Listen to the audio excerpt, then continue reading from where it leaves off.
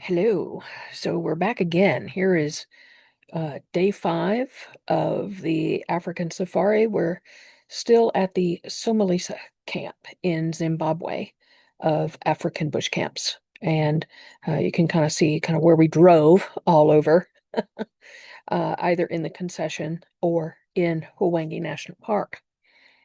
All right. So this is a sunrise picture at the camp before we went out on our early morning game drive. So in this game drive, of course, that's the hornbill. You saw that on one other video. Magnificent bird. I love taking pictures of them. Um, and another thing that we kind of often ran into were, uh, bones in different places.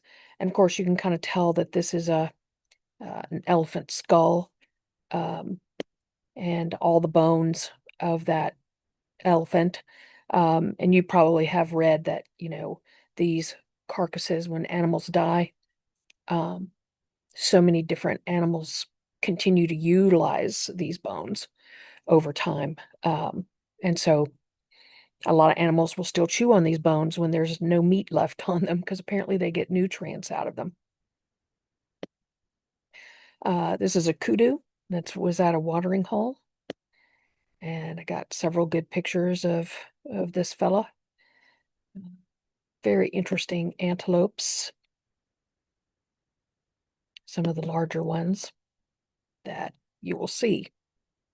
Now, at one point, one of our party saw a sable.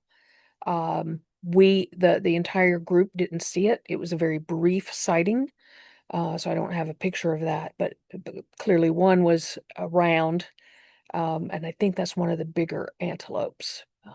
But uh, those were kind of rare to see.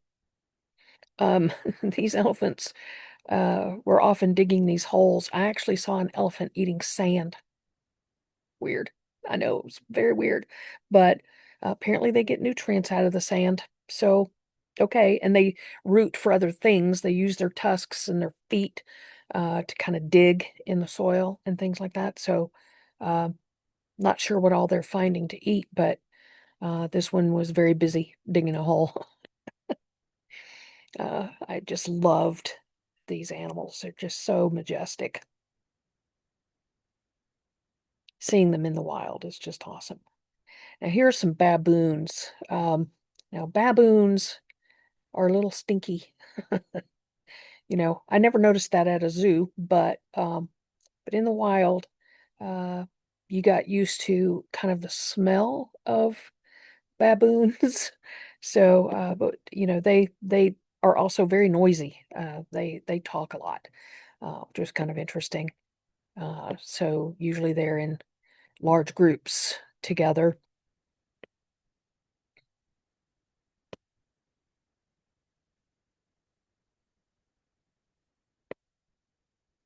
And the wildebeests, very interesting looking animals, right? Uh, they're not terribly excited about people taking photographs. So they love to show me their backside more than anything else. Um, but yeah, there was a little family of them kind of hanging out together. A small group of about 4 or 5 different wildebeests. Interesting looking animals, really. And those are probably the best photos I got of wildebeest. And then today, we didn't see them any other time, but today we did see ostrich out on the game drive in the morning. There were like 3 or 4 of them kind of hanging out together, um, and moving around. And so the only one and only time I saw ostrich on a game drive. Pretty cool. Thought that was an interesting photo of all their heads and legs together.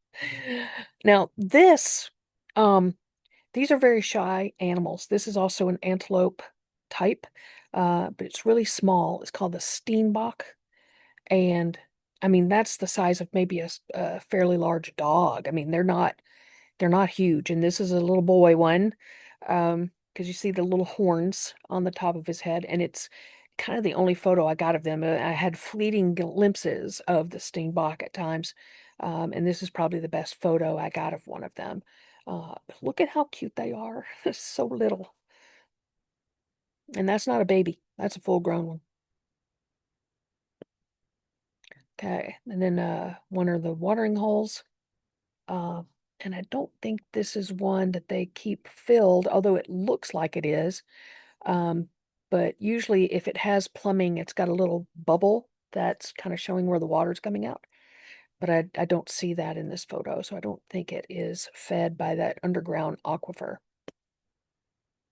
And just some landscape, I took a few of these every now and again just to, for the landscape of it all. Another kudu. This was a really nice picture of a kudu. I thought it was really grand. Okay. Now this is the main tent. Some of the photos are from the main tent, but this is the actual inside of the main tent at Somalisa. It's really beautiful and colorful. And again, kind of showing you the perspective of elephants were always around, even in the camp. So that elephant is actually pretty close to the path, going back towards the tents and everything where guests resided. Um, so you can see that, they're kind of all a part of it. And there's that tree they love to shake to get those seed pods off. There they are. And another picture, these are just elephants around the camp. This is when we came back from the game drive, just hanging out.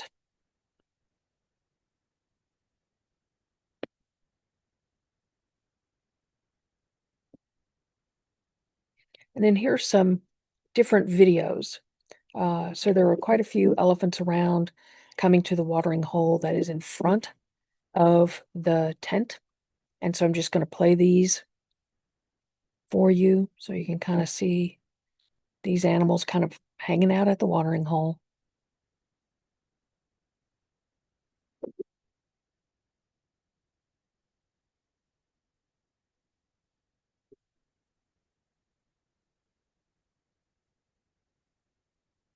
Now this one is going around. He's going to be playing in the mud for a while. I've actually got one video for you to see of him playing in the mud. There he goes. He was having a grand time.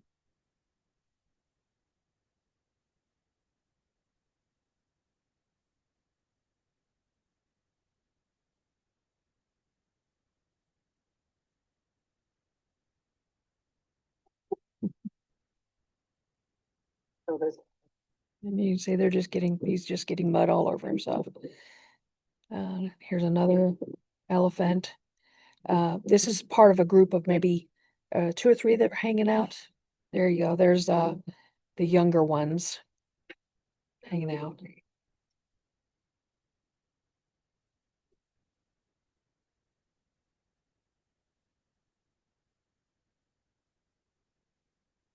There's another one of them. Now that trunk, later on, at another camp, I get to feed one of these animals and got to touch the trunk and the tusks and everything. And uh, while they are very muscular, there are a lot of muscles in that trunk. Um, the texture is something I can't describe. It's not hard like you think it might be. Um, Very flexible, as you can see there. And they use that trunk for a lot of things. It's like a hand. And you can kind of see from here that it's almost like little fingers that are, pulling up grass, sucking in water, that type of thing. It's very cool. They're really cool animals.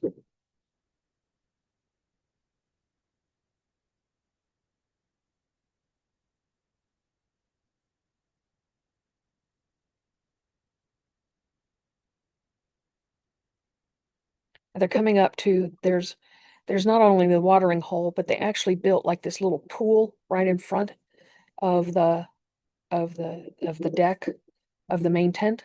And so oftentimes they come up there to drink too, which is you're about maybe less than a meter from them if you're standing, on that porch or sitting in those chairs that you just saw.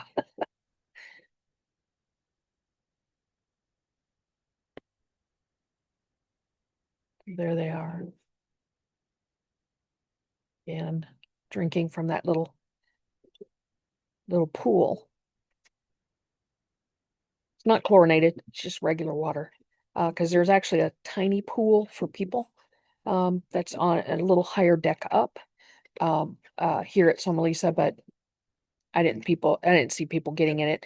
Of course, we were in Africa in their winter time, and so it wasn't exactly hot to get in there, but there you go. So sweet. I love them. There's the little one, or the littler one. And it took the water in and sprayed it on its belly.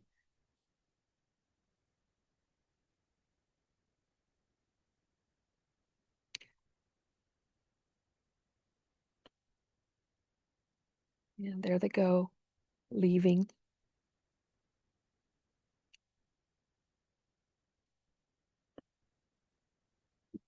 And now they're playing in the mud. See, they love digging those holes. And what that's eventually going to do, it's probably going to break through, and the water from the watering hole is going to fill in there, um, from the main watering hole.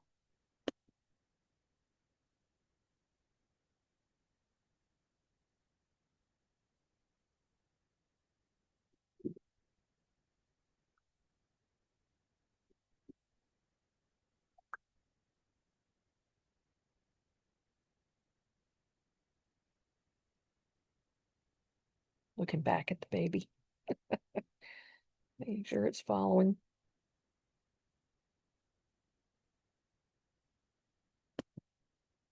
Okay, now this is back at our tent, and you can see there's an elephant, right behind our porch there, walking through that open kind of grassy area.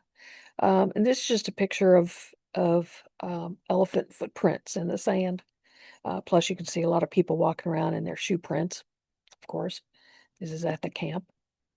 And then we're back out on safari, running into a little family of elephants. Now they're at a watering hole with this giraffe. And what's interesting about this giraffe is I actually captured how they drink from a watering hole. You probably won't see this in a zoo because um, I think their water sources are usually up a little higher for them to reach or whatever. But so they have to spread their legs out to get their neck down to the water. It's just fascinating to see it. And in fact, if you watch Madagascar, you'll see uh, the giraffe character actually do this.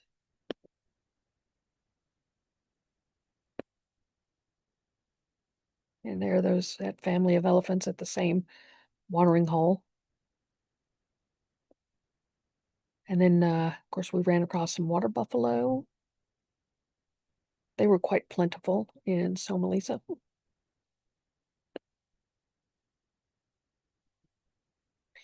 And a little baby elephant and its mama crossing the road. I just love the terrain. It is just a beautiful place.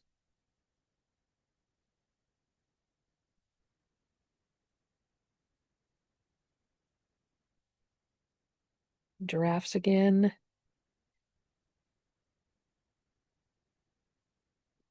It was kind of funny. Every once in a while, uh, the guides would spot a head up above a tree. It was almost like the tree had sprouted a giraffe head. It's really kind of interesting to try and spot them sometimes.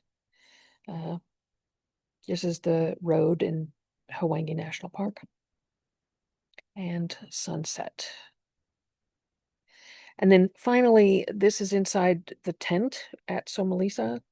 In their winters, it would get pretty cold at night. Of course, cold is a relative term, for African native people. It's very cold for them. For us from the Pacific Northwest, it wasn't terribly bad. But it was nice to have that little fireplace, that little furnace, I guess you would call it, a little stove type thing, in the room. And you see they kept it stocked with wood and things like that. And we tried to keep that going through the night because the air could get pretty chilly. Um, but the beds are well appointed. They're quite warm.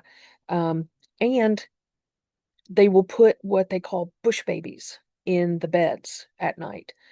So when you came in, and this happened at all the camps except for the first one, they had these water bottles that had covers on them, and they were pretty big too, not your standard size water bottle. And they would fill that with hot water, and they would put it in your bed at night so it could keep your feet warm, and it could warm up the bed a little bit, which was really nice because um, here at Somalisa was the coldest. It was actually the highest elevation I think we were ever at, in Africa, and the um, the night temperatures got down to mid 40s, maybe upper 40s. So during the day it was in the 70s, which was quite nice. It wasn't terribly hot, um, but it was a little cool at night. So having that heat source actually was very helpful, as well as having what they called the bush babies. Now, in the mornings, on the morning drives, they also put bush babies and um, some like uh, like hooded covers that you could put on. Um, because even though if the vehicle wasn't moving, I wasn't terribly cold. But when the vehicle was moving, like at 7, 8 o'clock in the morning, it could be kind of chilly. So having those covers, as well as having the bush baby on your lap, was very helpful. Um, so I hope you enjoy these videos giving you a sense of what it's like to be on safari beyond just the game drives and seeing animals, because it's the whole picture. It's the whole experience that made this so magnificent for us. And of course, we used African bush camps, and we also utilized a a service called Africa Dynamics in Bellevue, Washington. And they're really good. So africadynamics.com if you want to check them out. And thanks so much, and I will see you later on.